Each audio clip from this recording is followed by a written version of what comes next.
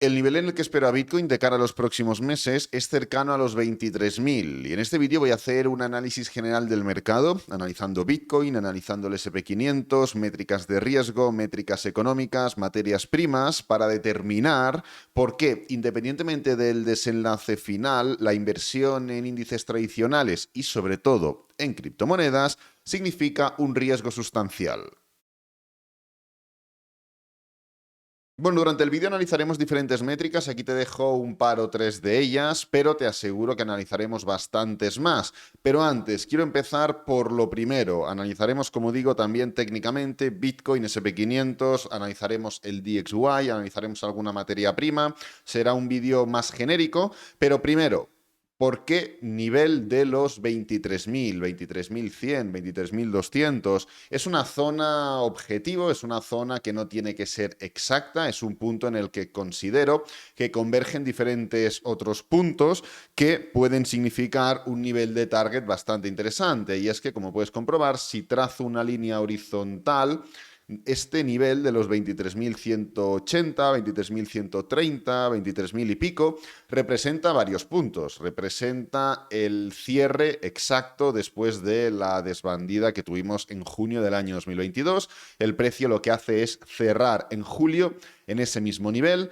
Luego intentamos testearlo durante septiembre. Esto es un gráfico mensual. No conseguimos, pero casualidad o no, el mes de enero, que es el mes más grande que hemos tenido durante el último año y pico, cierra también exactamente en ese mismo nivel. Será casualidad o no, pero el mes de febrero no se mueve literalmente de ese nivel y el mes de marzo abre en esa zona, cae bastante hasta los 19.300 y luego vuelve hasta unos niveles superiores, ¿no? Entonces, considero que convergen varios puntos que hacen muy atractiva esa zona, pero el tema no es ese, el tema es determinar el por qué, porque independientemente de muchos niveles que converjan, aquí también convergen niveles, los 16.500, 40 también convergen niveles, también convergen niveles en los 13.900. ¿Por qué 23.000 y pico y no 13.000? ¿Por qué no 16.000? Bueno, es justamente lo que voy a ir desarrollando a lo largo de este vídeo. Pero lo primero, refrescar un poco lo que solemos tener en septiembre. Septiembre para criptomonedas es el mes más negativo de todos. Además, casualidad o no, para el S&P 500 es el único mes negativo como tal.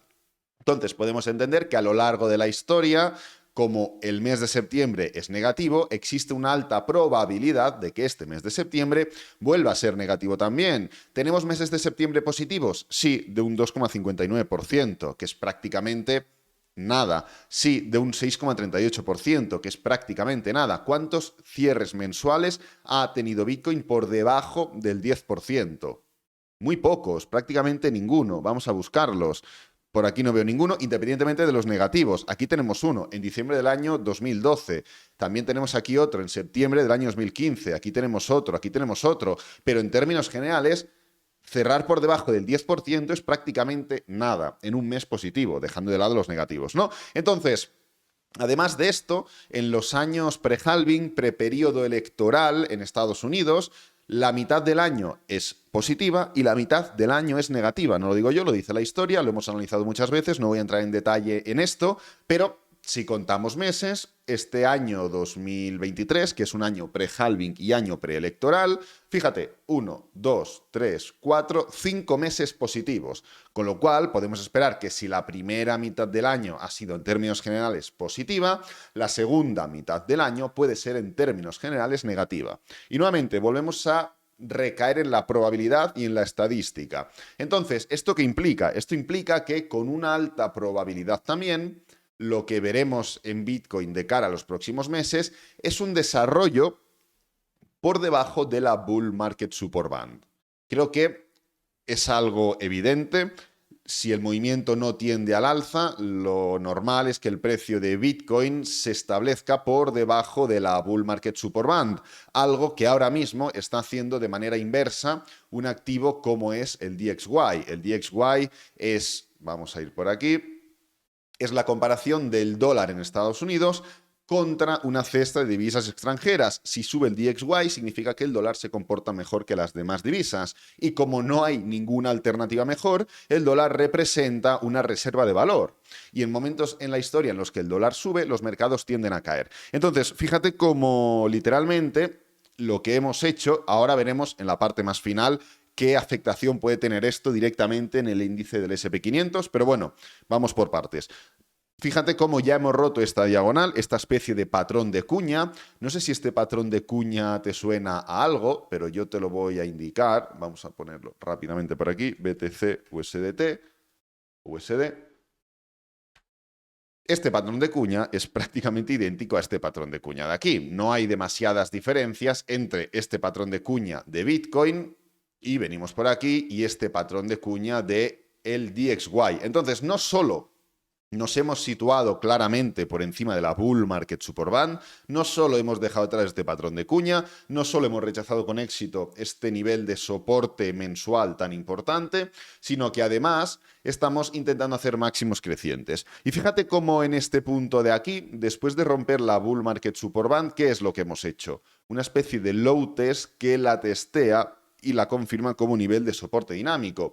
Y es algo muy similar a lo que vimos, vamos a venir por aquí donde lo he visto, es algo muy similar a lo que vivimos aquí. Fíjate, en el año 2016 el precio, pues bueno, sale de esta especie de patrón de cuña, patrón de lo que quieras llamar, patrón correctivo, el precio pues se levanta, pullback, se levanta, pullback, se levanta, y justamente después de romper claramente la Bull Market Superband, nuevamente, parece que entramos en un escenario, entre comillas, de pánico, pero el precio lo único que hace es testearla rápidamente, sobre todo a través de una especie de sombra larga para, ¡pam!, continuar con fuerza.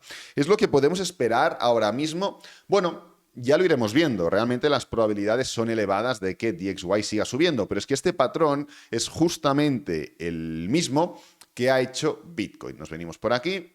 Volvemos a la lista de seguimiento principal, venimos por aquí, Bitcoin USDT, nos ponemos por aquí y como puedes comprobar, el precio de Bitcoin ha hecho algo relativamente similar. Justamente después de romper la Bull Market Superband, hace una especie de high test que únicamente tiene y testea con fuerza la Bull Market Superband, la sombra.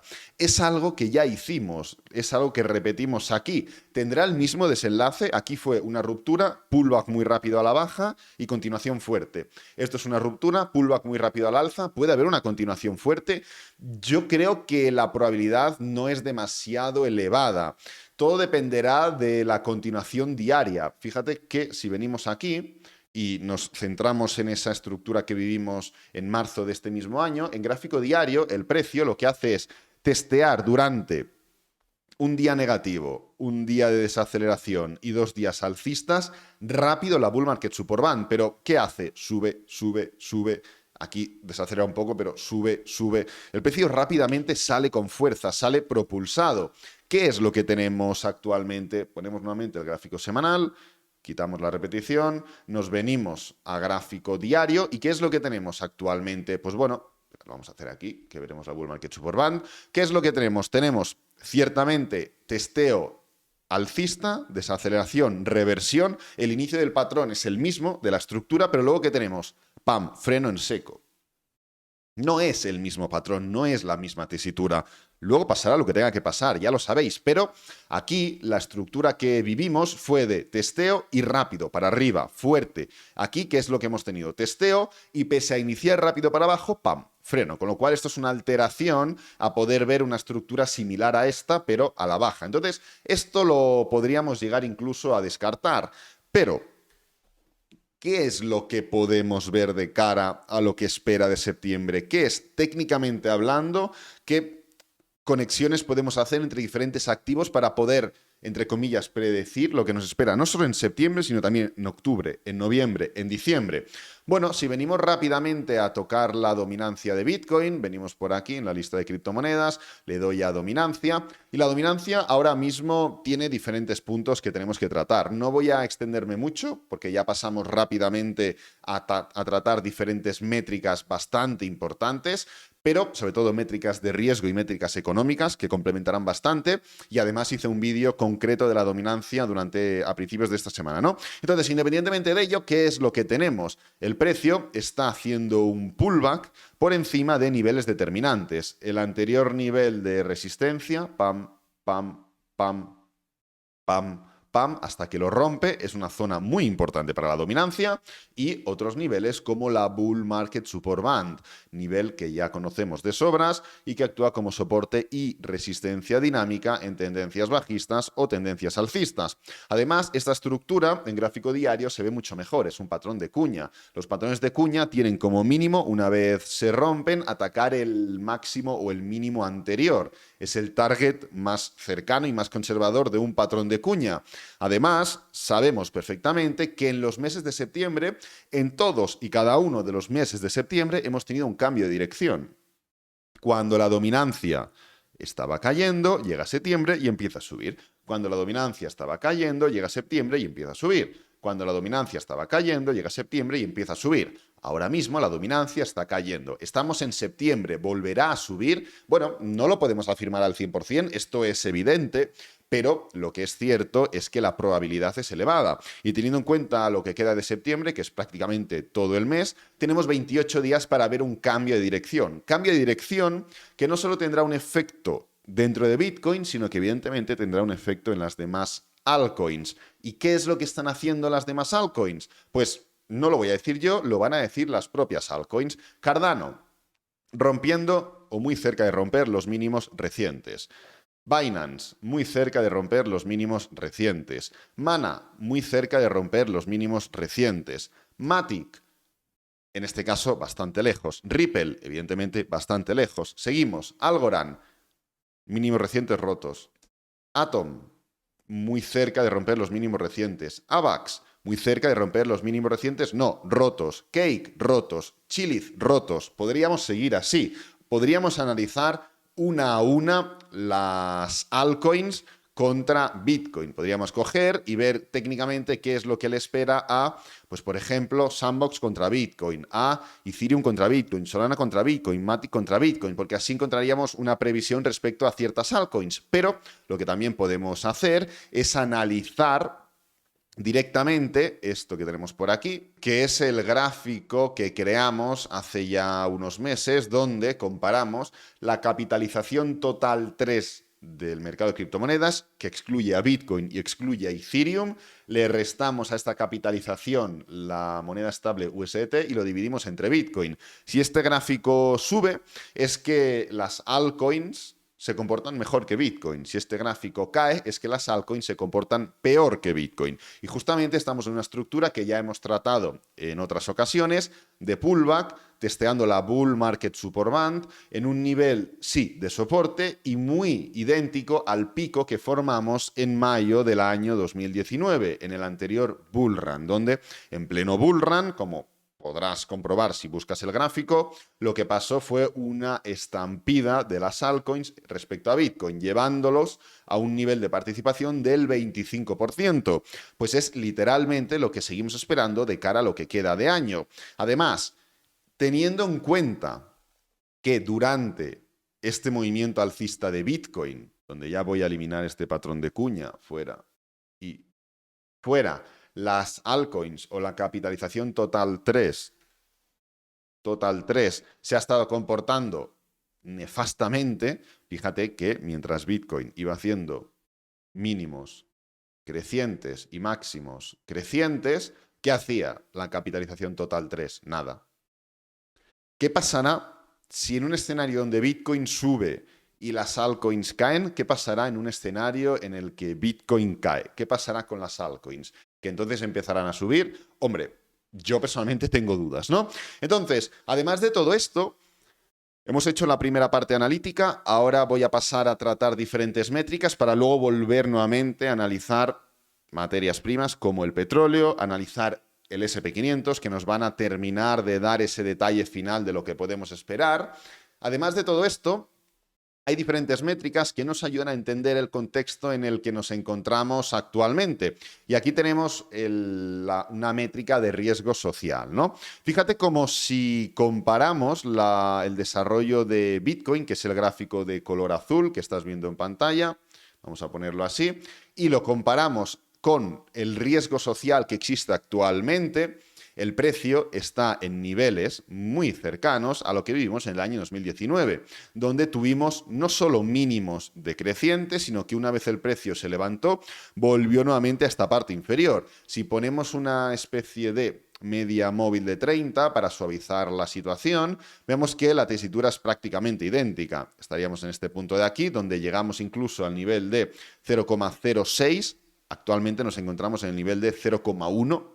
Podríamos caer prácticamente un 50% más en cuanto al riesgo social que existe en todo esto, pero además, si miramos otra métrica diferente, como por ejemplo las visitas en YouTube, vamos a hacer así, también puedes darte cuenta, las visitas en YouTube están de capa caída.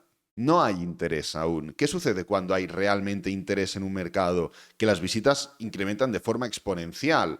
Luego, no es casualidad que paralelamente a una caída del mercado, las visitas caigan. Oye, que parecía que justamente aquí empezaban a formar un suelo. Sí, parecía que se estabilizaban en estos niveles de aquí, pero a lo largo del tiempo, justamente en un movimiento alcista del mercado, han vuelto a caer. Entonces, si no hay interés por parte de la gente, ¿cómo esperamos que esto remonte directamente? No es tan así, esto está claro, pero es muy similar. Además, si analizamos rápidamente el Fear and Greed Index, venimos para aquí, no es una métrica que suela analizar en exceso, pero fíjate cómo el Fear and Greed Index, en momentos en los que el precio de Bitcoin sube, el Fear and Greed Index sube porque hay más codicia dentro del mercado, porque hay más ganas de comprar.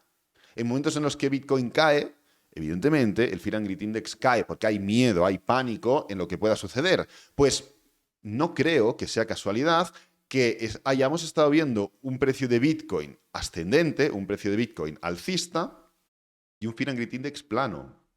No hemos sido capaces prácticamente de superar o de mejorar los máximos recientes en el Fear and Greed Index. Bitcoin sí, Bitcoin lleva haciendo máximos crecientes desde enero.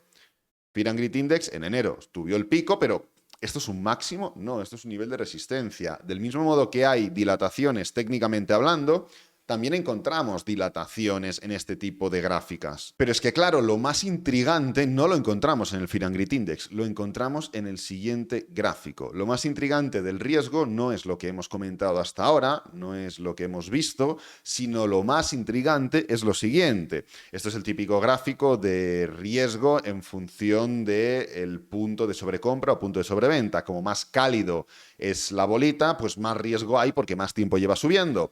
Y como más fría es la bolita, menos riesgo hay porque más tiempo lleva cayendo, ¿no? Entonces, si los ocultamos todos rápidamente y ponemos el mayor riesgo, evidentemente, pues ¿dónde vemos los colores más rojos? En las partes superiores, en los picos del mercado alcista o cuando el mercado ha desarrollado un gran movimiento alcista y luego corrige. Y aquí viene lo importante, ¿dónde vemos el peor riesgo? En los suelos. Y fíjate cómo no lo hemos vivido aún. En este mercado bajista no hemos visto esta métrica de color azul. Lo hemos visto en todos los suelos de todos los mercados bajistas anteriores. En el momento del año 2020, ya sabéis qué es lo que vivimos, no sucedió este nivel de riesgo, de riesgo tan bajo, pero en todos los mercados bajistas los hemos vivido y ahora en este actual aún no lo hemos vivido. ¿Esto implica que tenemos que formar un nuevo mínimo? La respuesta es totalmente no. Es cierto que los mínimos del mercado se forman una vez ya ha ocurrido una recesión y aún no hemos visto esa recesión. Es cierto. ¿La veremos? Bueno, hay indicativos que dicen que sí y otros que dicen que no. Por ejemplo, si buscamos rápidamente, venimos por aquí, en aspectos macroeconómicos, venimos por aquí y ponemos Initial Claims.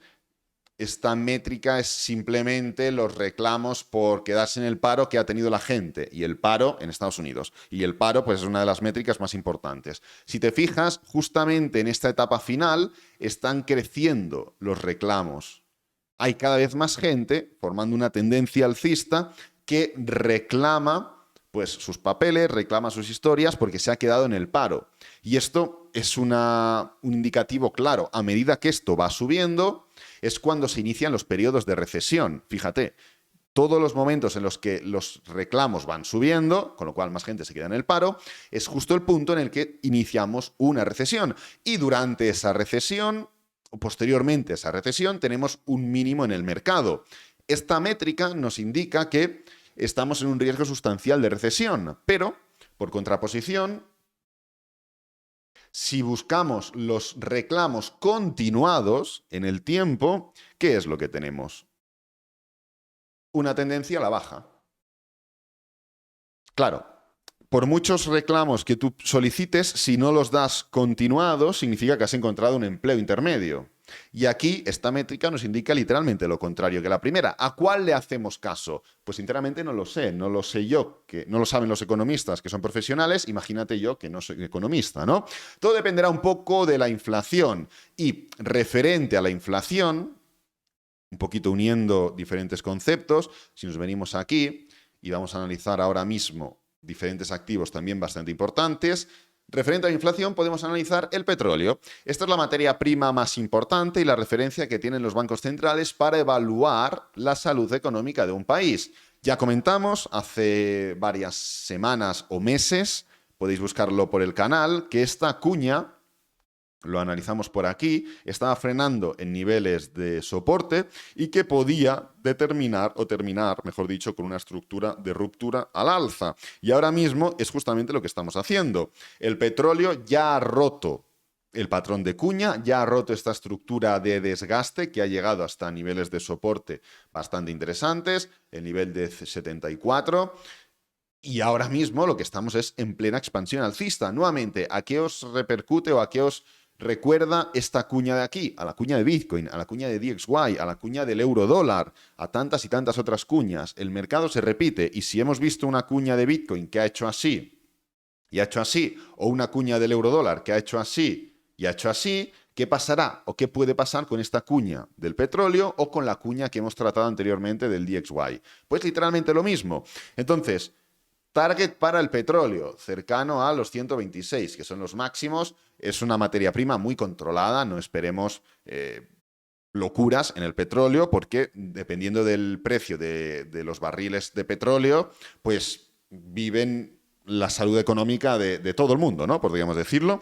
Pero independientemente de ello, estamos justamente en una fase expansiva muy interesante.